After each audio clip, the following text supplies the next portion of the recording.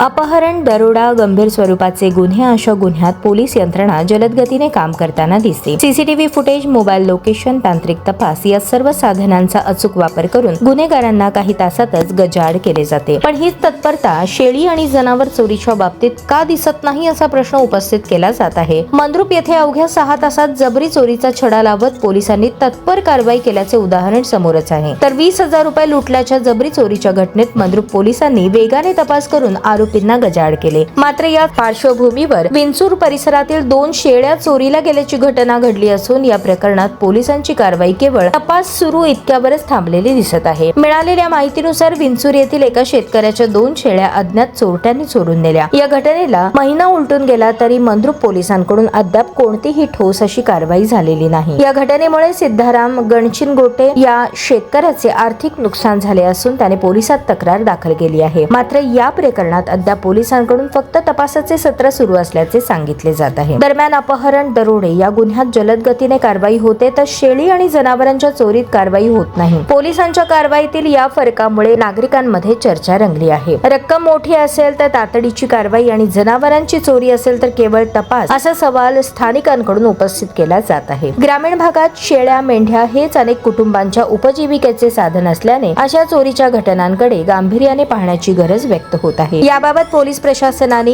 स्पष्टीकरण देत दोन्ही प्रकरणांचा तपास सुरू असून आरोपींना लवकरच कारवाई करण्यात येईल असे सांगितले. तरीही विंचूर परिसरातील नागरिकांनी या प्रकरणात तातडीने कारवाई करण्याची मागणी केली आहे.